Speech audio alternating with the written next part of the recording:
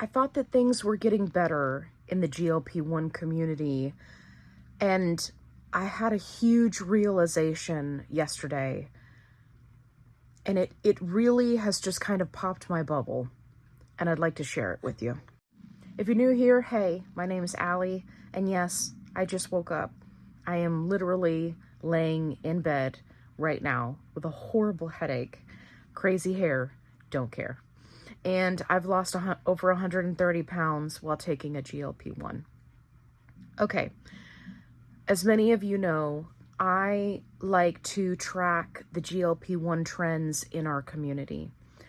And for quite some time, I have been feeling like things are getting better, right? Patients are becoming more educated. They are, joining these support groups online and following creators online, and they're getting the help that they need with GLP-1s. Well, I decided, as I do from time to time, that I was going to join some new support groups to see what's kind of going on out there. Now, I do this kind of in rotation.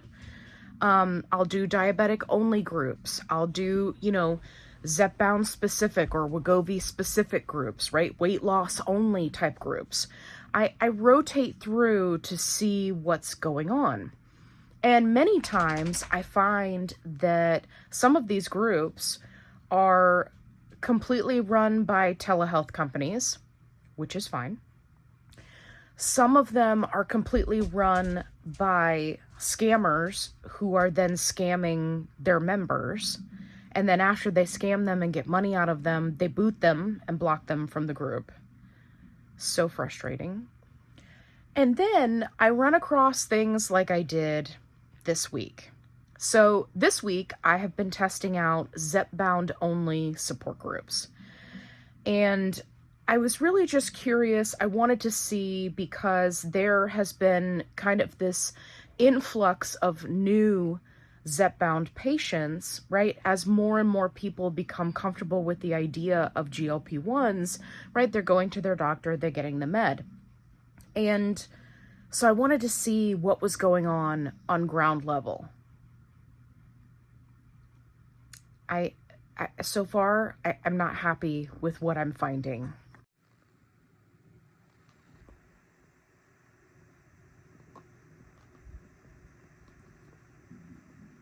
I had to pause mid-thought there because Kevin decided to wake up and he decided that he wanted to chew. So I keep him quiet and happy. So I'm not happy with what I'm seeing. So what I've figured out, and this is kind of what, burst my bubble. What I've figured out is that the GLP-1 community is like a series of waves crashing on the beach. And for those of you who know me, I love my analogies. So what ends up happening is that a new wave will come in, and then that wave of people become educated.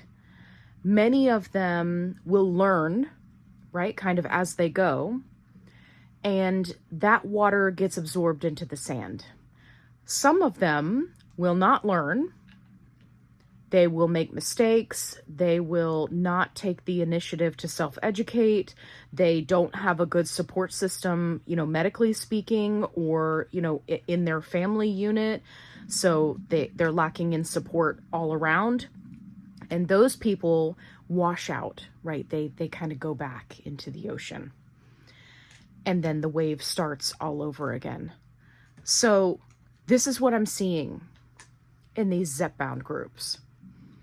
And the number of people who think that compound tirzepatide and compound semaglutide are the worst thing in the world, and that they are in some way going to make you grow another arm, like out of your forehead or something, right? Like, I don't know where these people are getting this information.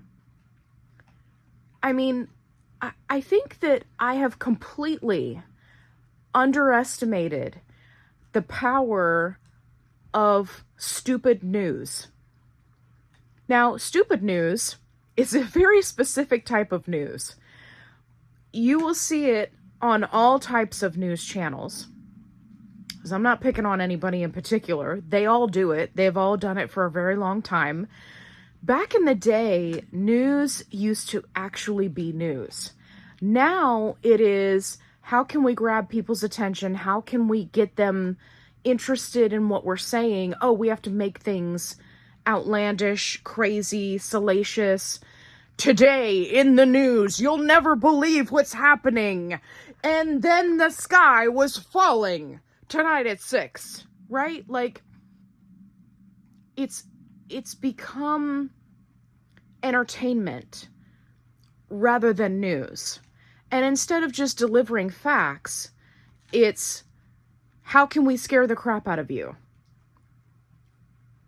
Now, here's the part that I underestimated. When I see these types of news outlets, right? I don't really watch the news because of this. But when I see them, doing these bits and things and, right, even if it's not GLP1 related, I think to myself, if I cared enough about the topic, depending on what it is, I'll go kind of look it up and see what's actually going on, because 9 times out of 10, there's a lot that's being left out of the story, right? It's just like a YouTube video or a TikTok video. There's only so much I can say in a certain amount of time, right, to keep your interest. So I have to condense all of my thoughts into a soundbite. The same thing happens with the news. They just choose to put a spin on it, depending on the channel. But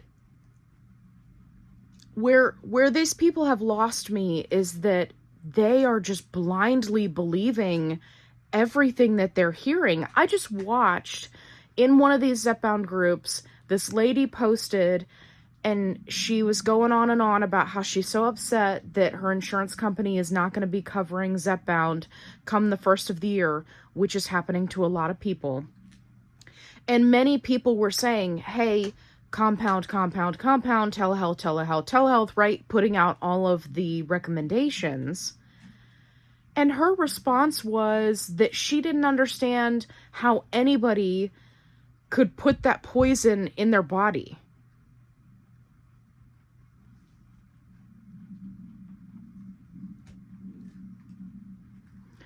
You do understand that that poison is the exact same ingredient, the same exact active ingredient for the name brand. If you don't know how a compound medication works, then just say that.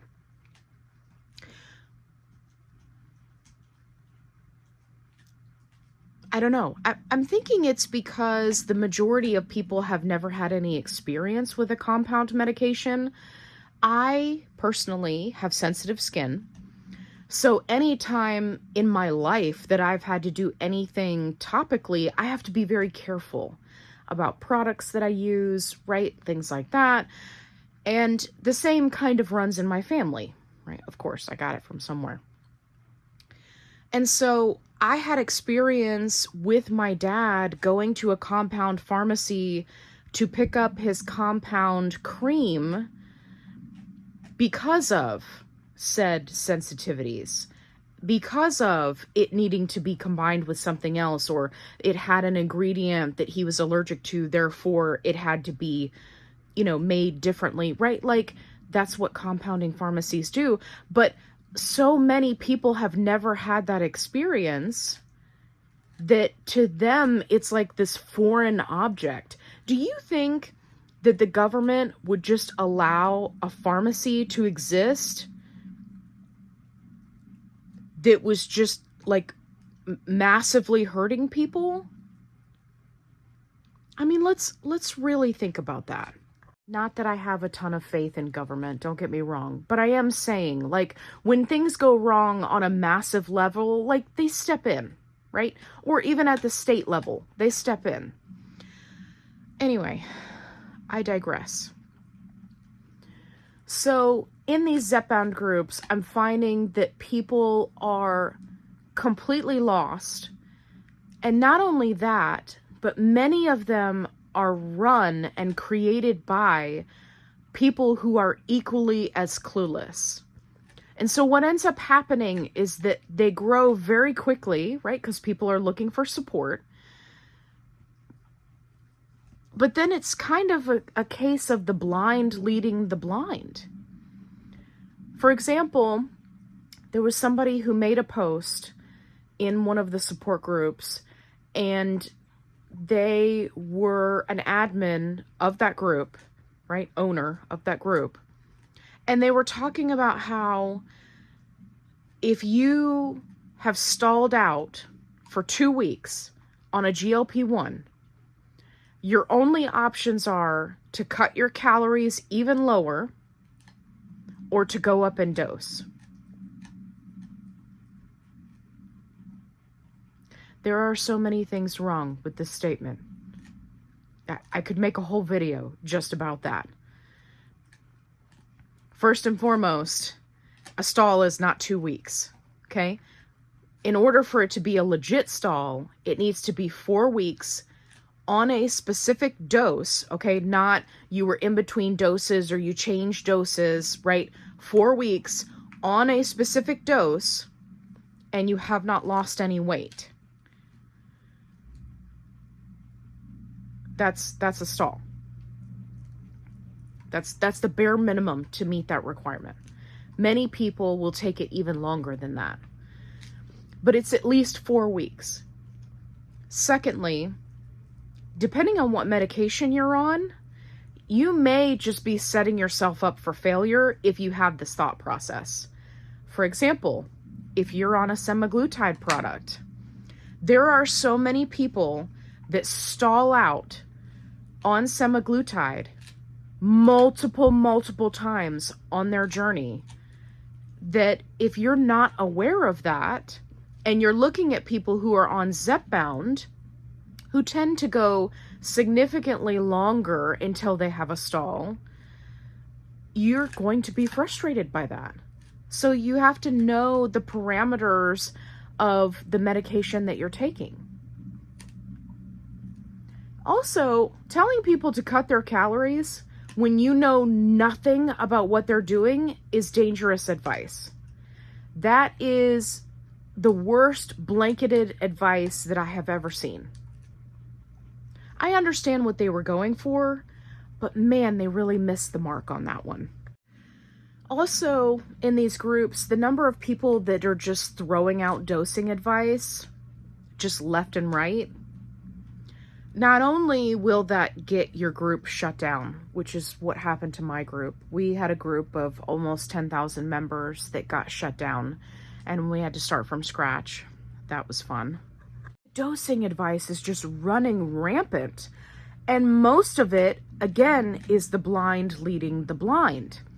So it's people saying, oh, you don't have, you're on week 3 and you're feeling hungrier this week, you need to go up in dose. Okay, we didn't ask any backup questions. What are they doing as far as calories go? Have they cut their calories to a ridiculous amount? What kind of side effects are they having?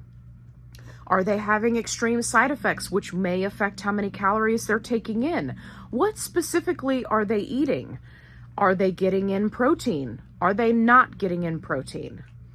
Are they living off of Twinkies? Right? Like,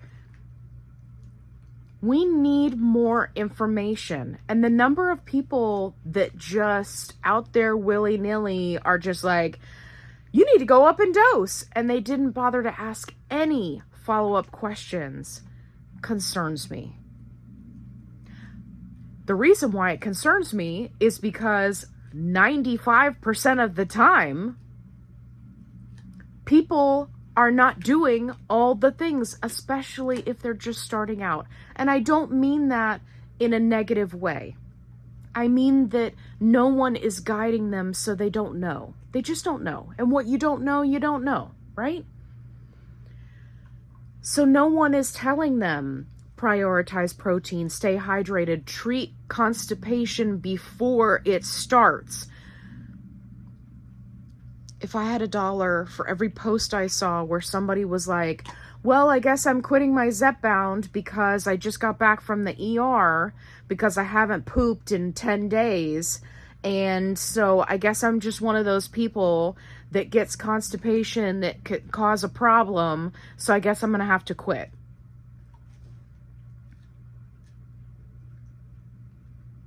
Again, zero guidance. I could go on and on and on. The point is, I don't know a way for us to correct this. It needs to start at the source. And the source is the patient and the doctor. This is one of the reasons why I personally feel like telehealth doctors who are with companies that are educating them on GLP-1s are a profound resource in this community. And they are leaps and bounds ahead of just your regular average Joe GP that's out there just, writing prescriptions for Zepbound. And then at the same time, I don't want to ding doctors too hard, because how much can you really go over with a patient in 15 or 30 minutes? Part of that time, you need to address what's going on with them. You need to address, right? People are going in for multiple things at a time.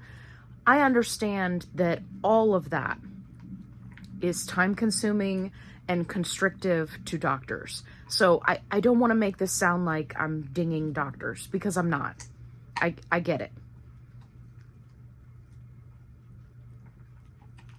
But we got to start somewhere.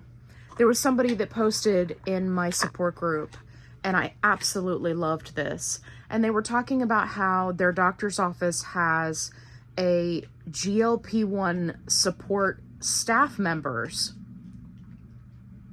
that are specifically for GLP-1 patients. And I was like, holy cow, every office needs to have this. They don't have to be nurses. They could just be, incredibly well-trained, medical staff or medical assistants. Every office should have that. Both for the diabetic patients that are on a GLP-1 and for the weight loss patients, because we've got to do something to address this education. Like, the number of people that are just in the dark about really basic stuff like injection sites, how to, properly sanitize and do an injection, right? Like, that seems like Zepbound 101, Wegovy 101. But there are so many people out there that they have no idea. No clue. And the education has to start somewhere. It needs to start with the doctor, and the patient needs to take an active role. If you enjoyed this video, give me a thumbs up. If you haven't already, subscribe. I'd love to have you along for the ride. Drop down in the comments and let me know, what has been your experience? If you are someone who's just starting out on a GLP-1, what did your doctor tell you? What did they educate you on? What resources did they direct you to?